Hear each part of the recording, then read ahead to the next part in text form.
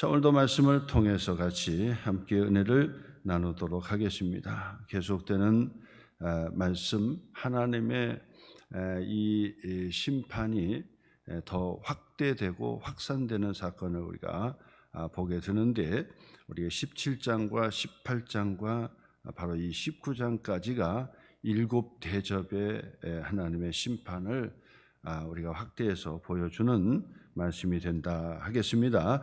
자, 오늘 성경 말씀 이제 뭐죠? 계속되는 말씀이지만은 바빌론이 이제 무너진다. 그 얘기는 세상 나라는 반드시 무너진다. 그래서 세상 나라는 망하고 하나님의 나라는 반드시 온다는 거죠. 그래서 우리가 이 세상 나라에, 세상에 더 이상 미련과 소망을 두어서는 안 되고 하나님의 나라를 소망하고 하나님의 나라를 붙들어라 라고 하는 것이 요한계시록 전체에서 우리가 보여지는 큰 그림으로 보여주는 우리 하나님께서 우리에게 주시는 음성이다, 말씀이다 라고 하는 것이죠.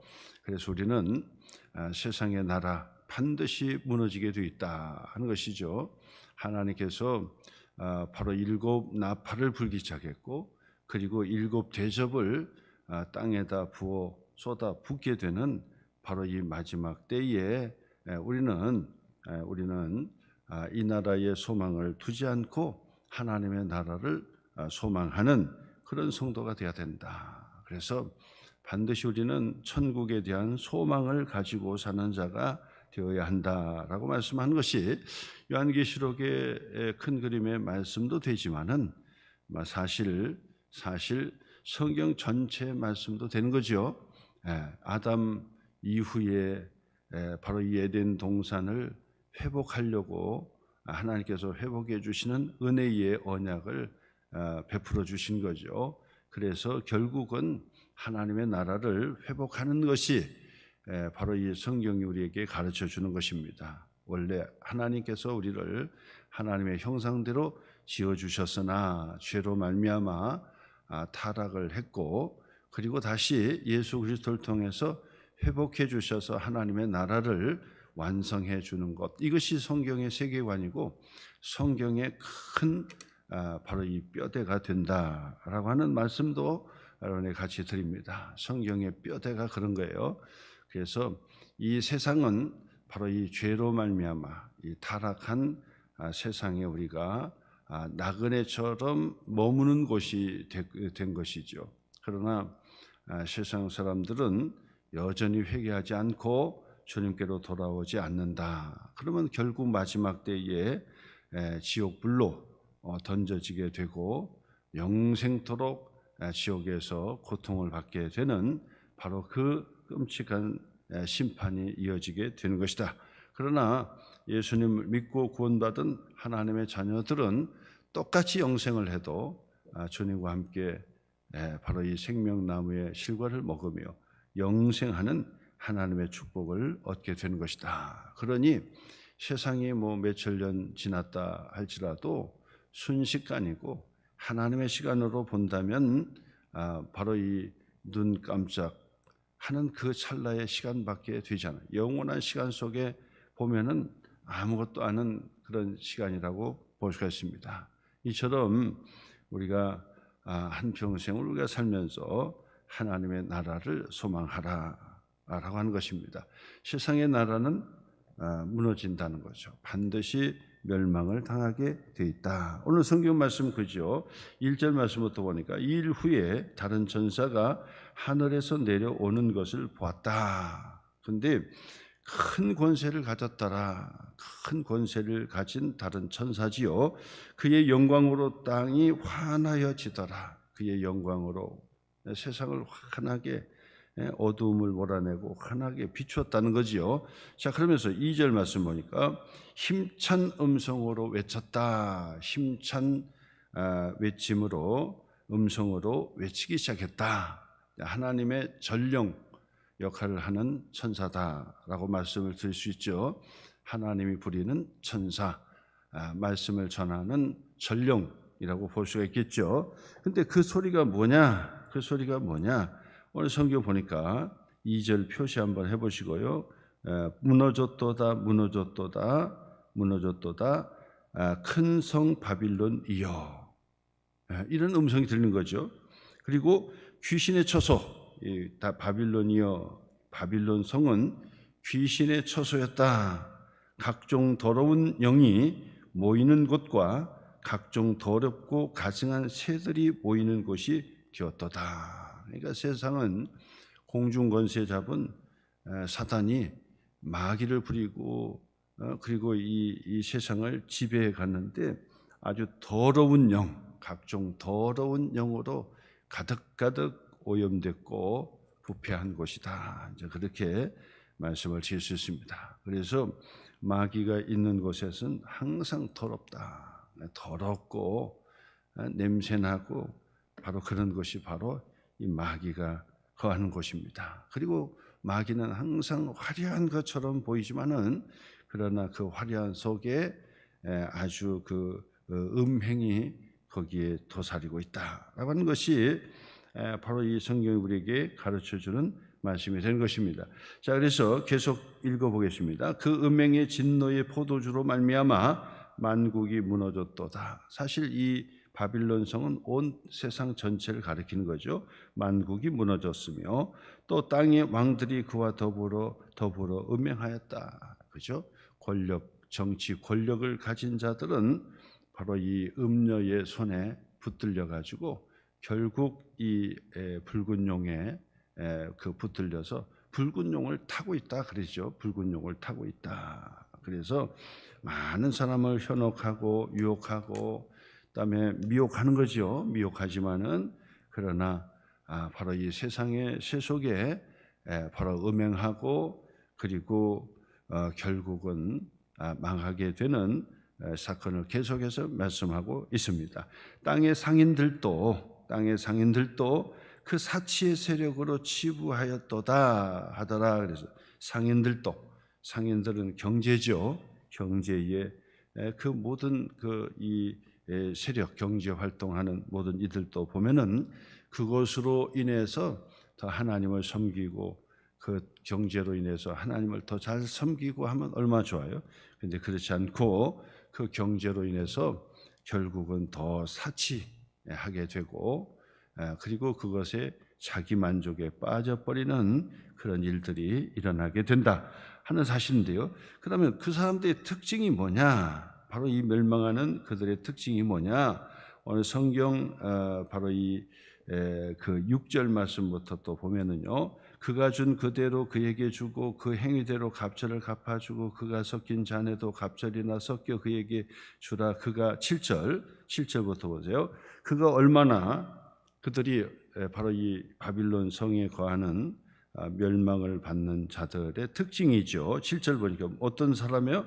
얼마나 자기를 영화롭게 하였으며, 이게 특징이에요. 그러니까 하나님을 영화롭게 하는 것이 아니라 누구를 영화롭게 했다고요? 자기 자신을 영화롭게 한 거예요. 얼마나 자기를 영화롭게 하였으며, 하나님을 영화롭게 해야 되는데 자기 자신을 영화롭게 했다.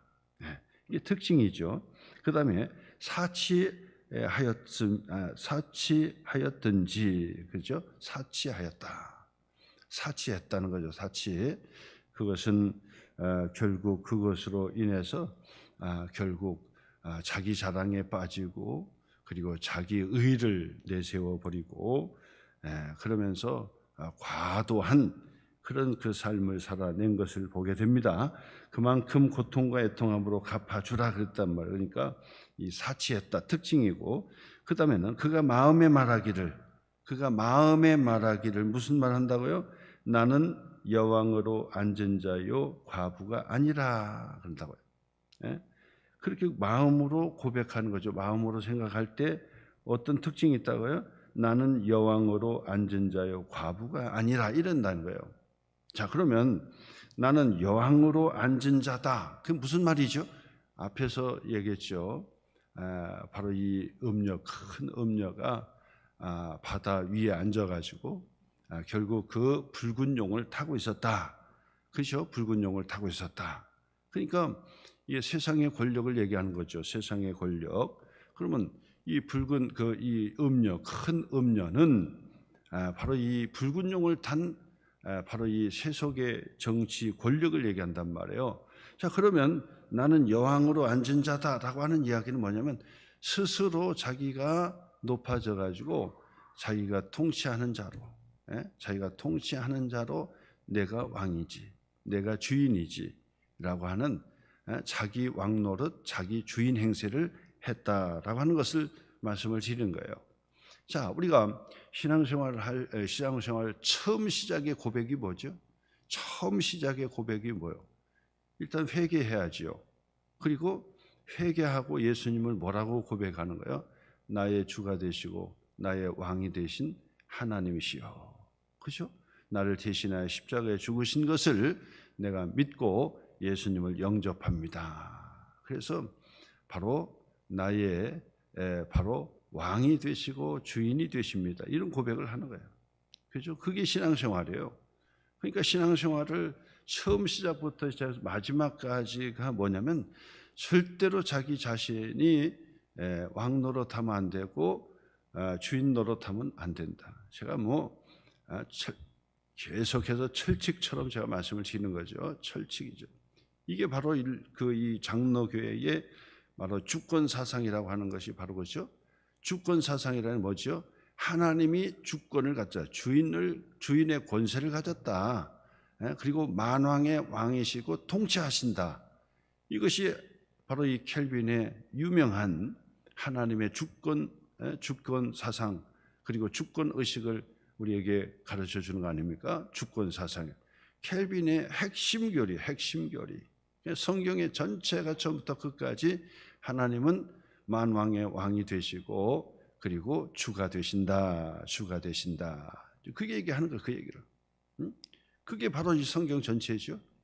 여러분 엘리베이터 안에 우리가 총신대 대학원에 그 후원을 한다고요. 정기 후원을 하게 됐죠. 정기 후원을. 그래서 우리가 이 앞으로 목회자가 나올 분들 신학대학원을 총신대를 우리가 잘 섬기고 또 그다음에 후원도 해야 돼요. 큰 기업체가 운영하는 대학교가 아니다 보니까 늘 교회에서 조금씩 다 후원해서 운영하는 청해의 직영 신학교라고 볼 수 있겠죠. 서울의 총신대학교에 필두로 해서 서울신학교가 있고 그다음에 또 서울신학교가 또 산하신학교가 또 있고 그다음에 대전에도 신학교가 있고 그다음에 대구에도 신학교가 있고 부산에도 신학교 있고 광주에도 신학교가 있고 전북에도 신학교가 있고 저 강원도에도 신학교가 있고 그렇게 전국적으로 다 신학교가 이렇게 배치됐는데 그게 다 총신대 산하의 모든 그 신학교라고 볼 수 있는데 제가 그 말씀을 왜 드리냐면 이번에 총신대학교에 마크가 찍힌 것이 그 엘리베이터 이렇게 보면 총신대학교 기도해라 후원하라 할 때 그 마크가 보이잖아요. 근데 마크 가운데에 쓰여진 게 그게 히브리어인데 그게 좀 생소하기도 하고 그렇죠. 이게 히브리어 말로 써놨으니까 생소하기도 해요. 그게 뭔 말이냐면 람멜렉 이런 뜻이야. 람멜렉 그런 뜻이에요. 그게 람멜렉. 람이라고 하는 것은 뭐냐면 렘멜렉 그런데 이 앞에 첫 자는 뭐냐면 전치사예요. 전치사. 그다음 두 번째에서부터 멜렉이라고 하는 단어는 뭐냐면 그 왕이라는 뜻이에요. 왕이라는 뜻이에요. 그리고 앞에 있는 그 렘멜렉 할 때 렘이라고 하는 이 단어의 뜻은 전치사로서 그 유하여 그리고 에게 또 이런 뜻이 있어요. 무엇을 위하여 이런 뜻. 그러니까 그 뜻이 뭐죠? 왕을 위하여, 왕의 신앙생활, 왕의 신앙생활, 왕에게, 왕을 위하여 그리고 그런 뜻이 되는 거예요. 그러니까 사실은 바로 이 신학교에 바로 가장 중요하게 이제 모토로 하는 게 뭐냐면 멜렉이라고 하는 왕이라는 단어를 넣은 거거든요. 그러니까 하나님만이 나의 주가 되시고 왕이 되신다. 그 하나님을 위하여, 하나님으로 인하여 그렇게 살아가라. 이것이 바로 이 모토가 된 것을 얘기하는 거죠. 자, 그러니까 바로 그들이 이거를 흉내내 가지고 흉내내서 뭐라고 합니까? 스스로 나는 여왕으로 앉은 자요. 여왕으로 앉았다고 하는 거예요. 여왕으로. 나는 왕이다. 내가 주인이다. 그런 얘기죠. 그래서 제가 뭐 수십 번 제가 머리에 못이, 귀에 못이 박히도록 제가 말씀드리는 거예요. 우리가 스스로 왕의 이 고백을 하고 왕 노릇하고 주인 노릇하는 사람은 반드시 그것은 신앙인이 안 해요. 이거는 망하는 짓이에요. 그래서 제가 전에도 말씀드렸잖아요. 그 이 시인 중에 노벨 문학상에 뭐 여러 번 올랐던 아주 이름 되면 아는 그런 시인이 있어요. 그분이 뭐 인사지요. 중요한 지도자 중에 하나죠. 사람이 그 학생들, 청년들, 부모들을 데리고 한가득 홀에 놓고 강의를 하는다고, 강의를. 근데 그 강의를 할 때 제가 또 들어봤거든요. 들어보니까 초질관 처음부터 끝까지 얘기하는 핵심이 뭐냐? 핵심 주제가 있다. 핵심이 뭐냐면 우리의 인생의 주인은 바로 청소년 당신들이다. 우리 인생의 주인은 바로 당신이다. 그 이야기를 처음부터 끝까지 계속 그것을 강조하는 거야. 나중에는 발이 불편한 사람인데도 그 강단에서 일어나 가지고 막 그냥 소리를 질러가면서 막 이야기한다고. 당신의 인생은, 이 짧은 인생의 주인은 바로 당신이다. 당신이 주인이다. 이걸 막 강조하는 거예요. 제가 그걸 보면서 세상에 바로 이 세상에서 강의하는 최고의 강의지요. 다른 사람들은 애매모호하게 그렇게 이제 강의를 하지만은 이 사람은 명확하게 강의를 했던 거예요. 그러니까 명확하게 틀린 거예요. 명확하게 틀린 거예요. 우리는 절대 그렇게 하면 죽는 거예요. 내 몸은 내 몸이지만은 내 것이 아니에요. 주님의 피에 값주고 사심받은 하나님의 것이기 때문에 내 몸도 내가 주인 행세하면 안 돼요. 나의 몸의 주인은 여호와 하나님이십니다.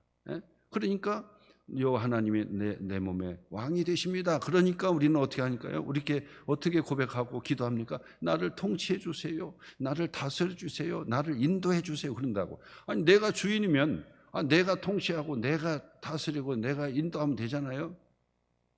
그렇지 않습니까?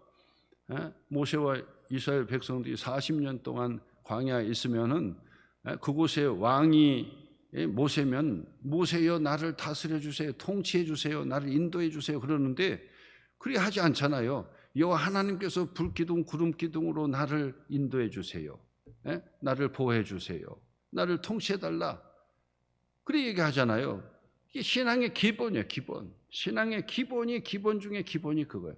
절대로 내 몸도 내 것으로 내가 주인 노릇하면 안 된다. 내가 왕 노릇하면 안 된다.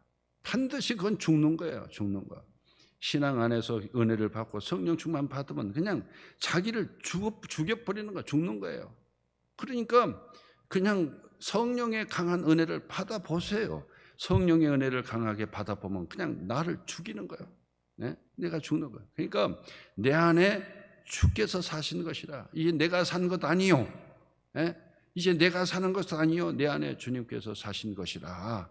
그런 고백을 하는 거예요. 자, 그런데 바로 이 바빌론 큰 음녀는요, 뭐라고 합니까? 나는 여왕으로 앉은 자요. 과부가 아니라. 그러니까는 내 스스로 나는 내가 통치하고 내가 인도하고 내 마음대로 살 수 있다. 그렇게 하는 거예요. 그리고 결단코 애통함을 당하지 아니하리라. 이래 안 되는 거예요. 나는 애통함을 당하지 않는다. 절대로 통곡하지 않고 회개하지 않는다는 거죠. 애통하지 않는다. 그러니까 자기가 자기를 보호하고 나는 평생 나는 살고 영생하도록 나는 살 수 있다. 세상의 권력자가 다 그렇게 얘기합니다. 권력을 한번 잡으면은 끝까지 놓기가 쉽지가 않아요. 왜냐하면 그 권력의 맛이 보통이 아니거든. 권력의 맛이요, 여러분, 보통이 아닙니다. 한번 그 권력을 쥐면요, 그 맛이 얼마나 솔솔한지요. 생각해 보세요. 말 한마디만 하면 사람이 쩔쩔매고 이리 가라면 가고 저리 가라면 가고 얼마나 멋진 겁니까? 예? 얼마나 유혹하기가 쉽습니까? 예? 그런 거예요. 그렇기 때문에 우리는 그것을 절대 거부하셔야 돼요. 그래서 특징이 바로 왕 노릇하는 것이고 주인 노릇하는 것이고 그다음에 스스로 나를 다스리고 보호할 수 있다라고 하는 것이 바로 이 바빌론 성의 바로 이 특징이 된다. 특징이 되고 그걸 어려운 말로 한다면 그것이 바로 그들의 세계관이 되는 거예요. 그들의 세계관, 그들의 가치관이라고도 할 수 있죠. 그들의 철학이라고도 할 수 있어요.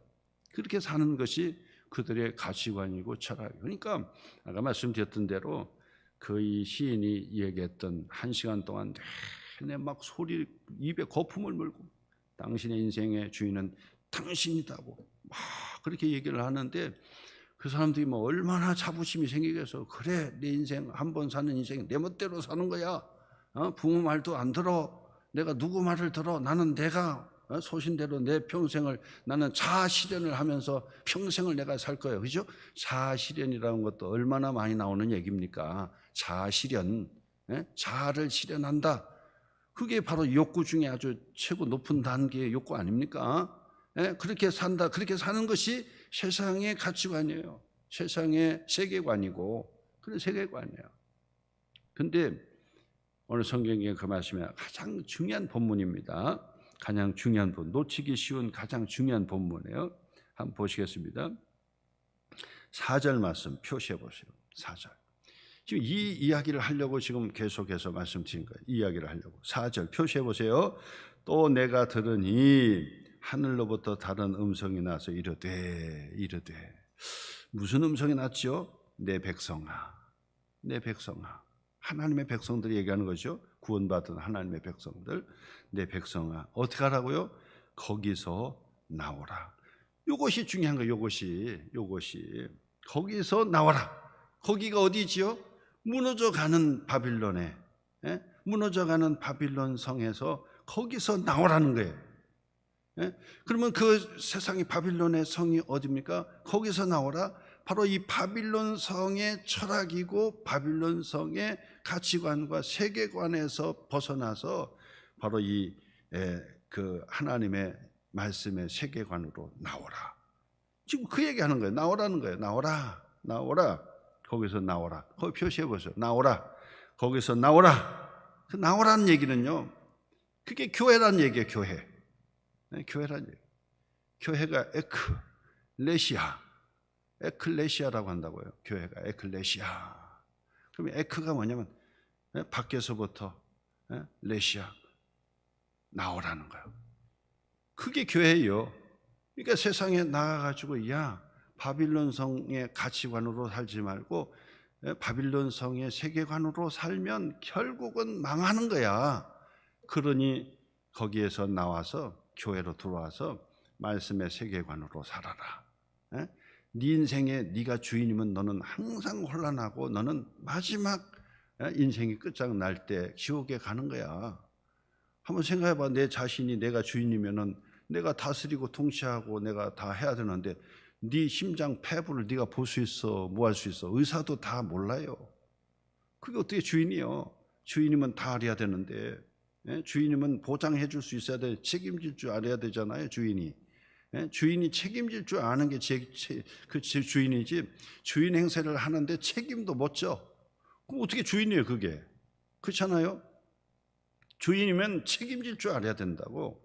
내가 집에 내 주인이다 그러면 그 집을 수리하고 내가 책임져서 돈을 들여서 깨끗하게도 만들고 보존도 만들고 그래서 컴플레인 들어오면 다 해결되고 다 해서 다 해야 되는 거예요. 이게 주인이에요.